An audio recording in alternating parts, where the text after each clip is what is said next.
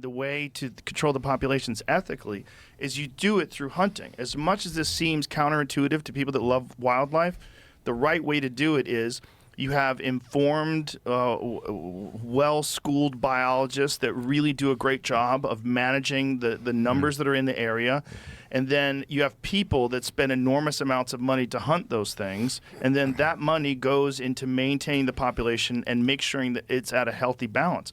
If there's too many bears, look, genocide, infanticide in bears is common. Almost all bears are cannibals. They eat their own babies. It's the whole thing is mad. And if they don't have enough food, or if the males come out of the if they're hibernating and they come out before the female does with her cubs, they'll actively seek out those cubs for food.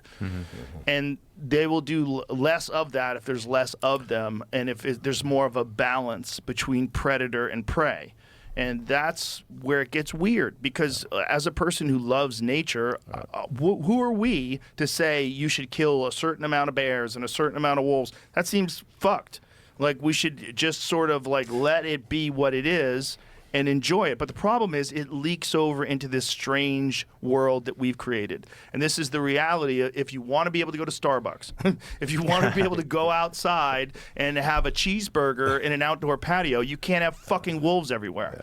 Okay? This is just reality, and we're accustomed to this artificial enclosure that we've created to keep human beings safe, and we've lost our perspective of what it means to be an animal in the world. Yeah. No, it's, like calling elephants.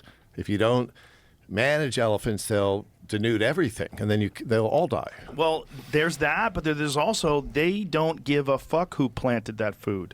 If you're in a village and your whole family survival is dependent upon you getting these vegetables that you've planted, and then elephants come in and eat all your vegetables, you could very easily starve to death. And that's real too. Yeah. And people don't want to think about that, because you think of elephants, elephants are endangered. Yes, they are. Elephants are hunted for their ivory. Yes, they were. But also, elephants are, Africa is fucking huge. There's not the same amount of black bears in San Francisco as there are in, rural Wyoming, right? It's because that's the environment to live. If you went to San Francisco, you'd be like, oh my God, black bears are extinct. But, go to New Jersey, they're everywhere, right? So it's not that the animal is that, you shouldn't have any of them. It's just like there should be places where they exist and places where they don't exist. And if you want to maintain a city, you're going to have to do something about the population of predators. You're going to have to do something. It's just like, how far outside of your city does human control radiate? Well, then you have ranchers, right? Okay, if you want to have a guy who grows cows so you can eat steak, you're going to have to be able to protect this guy's crop, or it's not going to be profitable for him to do this. You're going to have to be able to protect his animals. I completely agree. Keep animal-human conflict. If you want to keep it at bay, keep wild animals in the wild. Right. I would question, and I think you're right, bringing or reintroducing grizzly bears into areas where there are high densities of humans. It's a recipe for trouble. Well, it's also completely theoretical. And right now it's theoretical, although they did just recently reintroduce grizzlies back into Washington State. No, I don't mean theoretical in the sense that they haven't done it, as far as what the outcome's going to be. Like, you really don't know. And especially if they get to a point where they become bold and they're not threatened by people at all anymore. And that's what happens in certain parts of the country. That's what happens when they have too many of them in a specific area. And then they compete for resources. And it can get weird. The outcome of Tiger King, no one knows this, but I'll tell you this, or I don't think anyone knows it publicly. But, a few things happened. One thing, this federal law called Big Cat Public Safety Act was passed largely because of Tiger King.